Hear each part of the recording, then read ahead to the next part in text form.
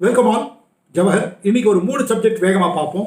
Number 1, நம்முடைய தடுப்பூசிகள் வாங்குவதற்கு ஃபைசர், மொடர்னா அவங்க எல்லாம் மாநிலங்களுக்கு நாங்கள் விற்க மாட்டோம், சென்ட்ரல் கவர்மெண்ட் டீல் பண்ணோம்னு சொல்கிறாங்க. அதுக்கு என்ன காரணம் பார்ப்போம்.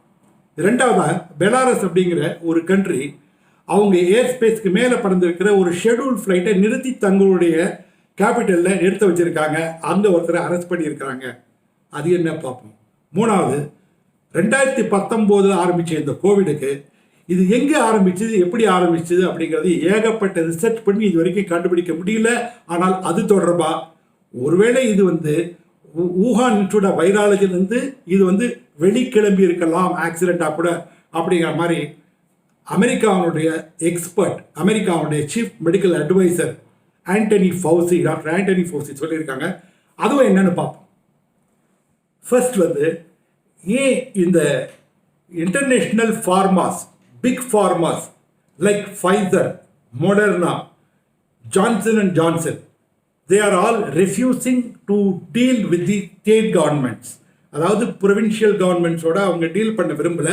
they wanted to directly deal with government of India, central கவர்மெண்ட்டோட டீல் பண்ணணும் அப்படிங்கிற மாதிரி சொல்லியிருக்காங்க. இந்த செய்தியில் நம்ம எல்லாத்துலேயும் பார்த்தோம். ஒரு கம்பெனி யாரோட டீல் பண்ண என்ன, அவங்க ஏன் கொடுக்க மாட்டேங்கிறாங்க அப்படின்னு அப்போ இதில் ஏதோ ஒரு கிளிக் இருக்கு. அதுதான் இன்னைக்கு நான் உங்களோட டிஸ்கஸ் பண்ண விரும்புகிறேன். Pfizer has very clearly stated that we will not deal with you directly, we will only deal with the country, that is the central government.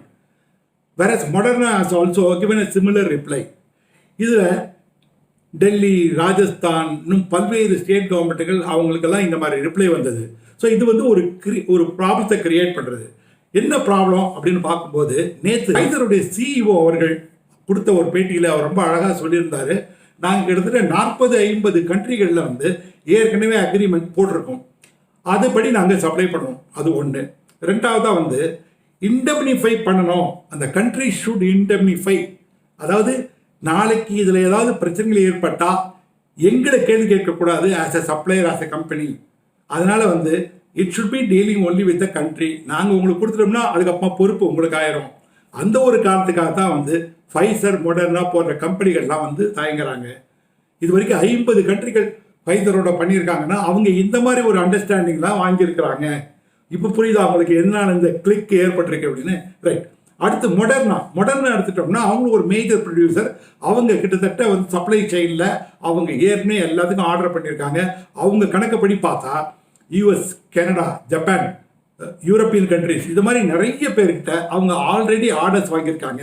அவங்களுடைய pending order is to the tune of 100 crores, that is 100 crore doses. அதாவது 1 billion doses அவங்க கொடுக்கறது ஏற்கனவே அவங்க order வாங்கிட்டாங்க. So அந்த ஆர்டர்லாம் order பண்ணதுக்கு அப்போ தான் மற்ற ஆர்டரை அவங்களால பண்ண முடியும் அப்படின்னு இப்போ அவங்க கை விரிக்கிறாங்க. இதெல்லாம் அப்படின்னு பார்த்தீங்கன்னா இதெல்லாம் ஃபார்மாக்கள் ஒரு இன்டர்நேஷ்னல் லெவலில் ஒரு ஜெயன்ட்ஸ் இவங்க வச்சது தான் சட்டம் அப்படின்னு இருக்குது. அதுதான் இதை காட்டுது. இப்போ இனிமே இதை தவிர்க்கிறதுக்கு என்ன கவர்மெண்ட் பண்ண போகுது அப்படின்னு நமக்கு தெரியல. Let us see. ரெண்டாவது விஷயம், பொலரஸ் அப்படிங்கிறது ரஷ்யா பக்கத்தில் இருக்கக்கூடிய ஒரு கண்ட்ரி. மேப்பில் பார்த்தீங்கன்னா உங்களுக்கு தெரியும். இந்த கண்ட்ரி ஏன் திடீர்னு ஒரு பாப்புலாரிட்டி வந்திருக்கு, இதுக்கு திடீர்னு ஏன் ஃபேமஸாக இருக்குது அப்படின்னு சொன்னோம்னா, இங்கே இருக்கக்கூடிய இதோ it is called it self republic, there is a president appointed, ஒரு எலெக்ஷன் அதெல்லாம் நடந்திருக்கு. அவரை எதிர்த்து நிறைய பேர் எழுதிக்கிட்டு இருக்காங்க. இப்போ யாருமே எதிர்த்து எழுதுனா பிடிக்கிறது இல்லை இல்லையா? அவங்க மாதிரி இருக்கிறவங்கள அவங்க தவிர்க்க விரும்புகிறாங்க. பல பேர் வெளிநாடுகளில், வெளியில் கண்ட்ரியில் போய் அங்கே உட்காந்து தங்களுடைய வேலையை தொடர்றாங்க. அப்படிப்பட்ட ஒரு ஜேர்னலிஸ்ட், 26 வயதான ஒரு ஜேர்னலிஸ்ட்டு, ஒரு 3 ஆண்டுகளுக்கு முன்னாடி அந்த பெலாரஸ்லேருந்து வெளியில் போனவர், அவர் ஒரு இன்டர்நேஷ்னல் ஃப்ளைட்டு, ஒரு ஷெட்யூல்டு ஃப்ளைட்டில் ட்ராவல் பண்ணி வரும்போது அந்த பெலாரஸினுடைய ஏர் ஸ்பேஸுக்குள்ளே வரும்போது என்ன பண்ணாங்கன்னா, இவங்க தங்களுடைய மிலிட்ரி ஏர்கிராஃப்ட் அனுப்பிச்சு இன்டர்செப்ட் பண்ணி அந்த ஃப்ளைட்டை தங்களுடைய தலைநகரான மிங்ஸ் அப்படிங்கிற ஒரு ஏர்போர்ட்டில் இறங்க வச்சாங்க. என்னென்னா பாம் ஸ்கேர் அப்படின்னு சொல்லிட்டு. உண்மையிலே பாம் ஸ்கேர் அப்படிங்கிறது ஒரு ஃபேக்கான ஒரு விஷயம்.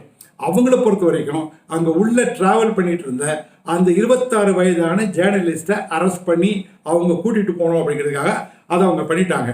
பாவப்பட்டவங்க கூட இருக்கிற மற்ற பேசஞ்சர்ஸ் அவங்க கிட்டத்தட்ட 8 மணி நேரம் பாடுபட்ட பிறகு தங்களுடைய டெஸ்டினேஷன் போயிட்டாங்க. இதில் என்ன பிரச்சனைனா, ஒரு ஏர் ஸ்பேஸ் அப்படிங்கிறதும் ஒரு கமர்ஷியல் ஷெட்யூல் ஃப்ளைட் அப்படிங்கிறதும் it is all governed by international convention.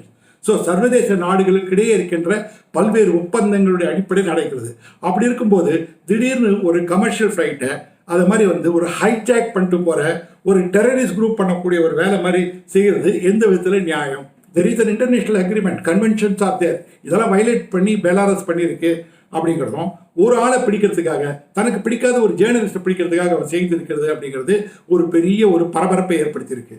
ஏன்னா இது வந்து ஒரு இன்டர்நேஷ்னல் லெவலில் it will have wider ramification. இப்போ யூரோப்பியன் கண்ட்ரிஸ் எல்லாம் ஒன்றா சேர்ந்து இப்போ நீங்கள் இது மாதிரி பண்ணுறதுனால எங்கள் கண்ட்ரிஸ் மேலே, எங்கள் ஏர் ஸ்பேஸ் மேலே உங்கள் ஃப்ளைட்டை நாங்கள் அலோவ் பண்ண மாட்டோம்னு சொன்னால் என்ன பண்ணுவாங்க? அதே மாதிரி உங்கள் கண்ட்ரியினுடைய ஏர்கிராஃப்ட் நாங்கள் வரமாட்டோம், உங்கள் ஏர்போர்ட்டுக்கு வரமாட்டோம் சொன்னால் என்ன ஆகும்? ஏற்கனவே 2-3 எக்கனாமிக் சாங்ஷன்ஸ் வந்து யூரோப்பியன் யூனியன் இவங்க மேலே திணிச்சிருக்காங்க. ஆனாலும் இவங்க மாறல. என்ன காரணம் அப்படின்னா பக்கத்தில் இருக்கிற ரஷ்யாவுடைய ஃபுல் சப்போர்ட். அந்த காரணத்தினால தான் அவங்க பண்ணியிருக்காங்க. இது வந்து உண்மையிலே வந்து ஒரு நாகரிகமான உலகத்தில் நம்ம போயிட்டு இருக்கும்போது ஒரு அநாகரிகமான ஒரு செயலாக தெரியுது. மூணாவதாக சொல்ல வரக்கூடிய சப்ஜெக்ட் என்னன்னா, நாம் வந்து இது வரைக்கும் நம்ம பார்த்துக்கிட்டு இருந்த கொரோனா வைரஸ், இதுவும் குறிப்பாக வந்து எப்போ இந்த கொரோனா வைரஸ் 2வது அலை வந்ததோ இந்தியா போன்ற நாடுகள், பிரேசில் போன்ற நாடுகள்லாம் ரொம்ப அது பயங்கரமான பாதிப்புக்குள்ளாயின. அதில் என்ன பிரச்சனைனா நிறைய ஒரு கிட்டத்தட்ட 7,000-8,000 தடவை மியூட்டேட் ஆகி பல வேரியண்ட் வந்து ரொம்ப சிவியரான வேரியண்ட்டாக வந்தது. அதில் இப்போ இந்தியாவில் இருக்கக்கூடிய B.1.167 அப்படிங்கிற ஒரு வேரியண்ட் வந்து ரொம்ப விருலண்ட்டாக இருக்குது. என்ன பண்ண ஆரம்பிச்சிட்டாங்கன்னா பல கண்ட்ரிஸ் வந்து இம்மிடியட்டாக முன்னாடி இருக்கும்போது அது சைனீஸ் வைரஸ்ன்னு சொல்ல, ஊஹான் வைரஸ்ன்னு சொல்ல, அப்படி பேர் வைக்கக்கூடாது அப்படின்னு WHO சொல்லியிருக்காங்க. எந்த கண்ட்ரி பேருன்னு சொல்லக்கூடாதுன்னு. ஆரிஜின் எங்கே இருக்குன்னே தெரியாது, எந்த கண்ட்ரின்னு வந்து சொல்லக்கூடாது. ஆனால் அந்த மியூட்டேட் ஆகி வேரியண்ட் வரும்போது அந்த கண்ட்ரி பேரில் இது யூகே வேரியண்ட்டு, இது சவுத் ஆப்பிரிக்கா வேரியண்ட்டு, இது வந்து பிரேசில் வேரியண்ட்டு, இந்தியன் வேரியண்ட்டு அப்படின்னு கொடுக்கும்போது அந்த கண்ட்ரியெல்லாம் வந்து ரொம்ப டென்ஷன் ஆகிட்டாங்க. WHO டைரக்டர் ஜெனரல் டெட்ரோஸ் அவர்கள் ஒரு பெரிய டீமே அனுப்பிச்சு விட்டாங்க. ஆனால் அந்த டீம் போய் ஒரு ரிப்போர்ட்டை கொடுத்தாங்க. அந்த ரிப்போர்ட்டில் இந்த வைரஸ்ங்கிறது எப்படி வந்தது, is it leaked out from the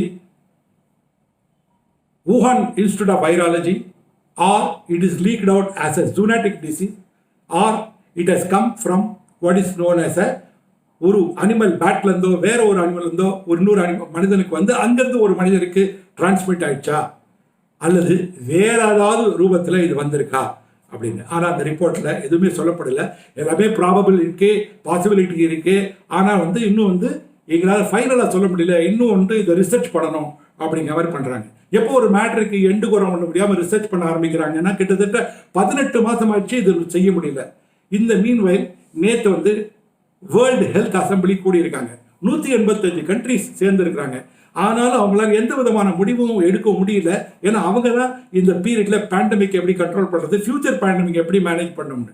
இந்த மீன்வைல் இந்த பண்ணிட்டு இருக்கும்போது இங்கே அமெரிக்காவில் இருக்கக்கூடிய சீஃப் மெடிக்கல் அட்வைசராகவும் டாக்டர் ஆண்டனி ஃபவுசி அவர் ரொம்ப கிளியராக என்ன சொல்லியிருக்காருன்னா, சமீபத்தில் ஒரு இன்டர்வியூவில் ஊஹான்லேருந்து ஒரு வைரஸ் லீக் ஆகக்கூடிய, அதாவது லேப் லீக்கேஜ் அப்படிங்கிற ஒரு பிரின்சிபல், ஒரு பாசிபிலிட்டி இருக்க செய்து அதை நம்ம வந்து எக்ஸாமின் பண்ணணும் அப்படிங்கிற மாதிரி அவர் பேசியிருக்கிறாரு. It cannot be ruled out அப்படிங்கிற மாதிரி சொல்லியிருக்காரு. இதுக்கு என்ன விஷயம்னா, 2016 அமெரிக்காவில் இருக்கக்கூடிய பல்வேறு இன்ஸ்டிடியூஷன்ஸ் பணத்தையெல்லாம் கொடுத்து இதே ஊஹான் இன்ஸ்டியூட் ஆஃப் வைராலஜியில் இதே கொரோனா வைரஸ், அதாவது கொரோனா வைரஸுங்கிறது பல ஸ்ட்ரெயின்ஸ் இருக்குது, இந்த கொரோனா வைரஸை பற்றி டீட்டெயிலாக ரிசர்ச் பண்ணணும், அப்போ அது மியூட்டேட் ஆனால் எந்த அளவுக்கு வரும் அப்படிங்கிறது ஒரு ஜீன் ப்ராசஸ் ஒன்று இருக்குது, அந்த ப்ராசஸ் பண்ணிட்டு வந்திருக்கிறாங்க. ஒருவேளை இது வந்து ஒரு ஒரு பயாலஜிக்கல் வார்ஃபேரை கொண்டு வரலன்னு சொல்லார் கூட ஆக்சிடென்டல் லீக்கேஜாகவும் இருக்கிறதுக்கு வாய்ப்புகள் உண்டு அப்படிங்கிற இப்போ ஒரு ப்ரெசன்ட் ட்ரெண்ட் ஓடிட்டு இருக்கு. 2019 நவம்பரிலேயே இந்த லேபில் ஒர்க் பண்ண 2-3 சயின்டிஸ்டுகளுக்கு இப்போ இருக்கின்ற இந்த கொரோனா வைரஸ் போன்ற ஒரு நோய் ஏற்பட்டு அவங்க ட்ரீட்மெண்ட் எடுத்திருக்காங்க அப்படிங்கிறதுக்கு ஒரு ப்ரூஃப் கிடைச்சிருக்கு. ஸோ இந்த விஷயத்தினால தான் இப்போ மீண்டும் இது வெடிச்சிருக்கு. இந்த WHO நடந்துட்டு இருக்கிற ஹெல்த் அசம்பிளி நடந்துட்டு இருக்க இந்த சூழலில் இது கண்டிப்பாக இந்த 18 மாதமாக நடந்துட்டு இருக்கிற இதுக்கு யார் காரணம், எங்கேருந்து வந்தது, இயற்கையாக தான் வந்ததா, லேபில் வந்து லீக் ஆச்சா, it may be accidental leak, it need not be a biological warfare, அப்படி ஒன்று வந்ததா அப்படிங்கிறத கண்டுபிடிச்சி நமக்கெல்லாம் சொல்லக்கூடிய, மக்களுக்கு உலகத்துக்கெல்லாம் சொல்லக்கூடிய பொறுப்பு கண்டிப்பாக WHO உண்டு. அப்படி பண்ணால் தான் WHO மேலே நம்ம எல்லாருக்குமே மரியாதை வரும். I think you like this. If you like this, please share with your friends. Thanks for watching. Bye-bye.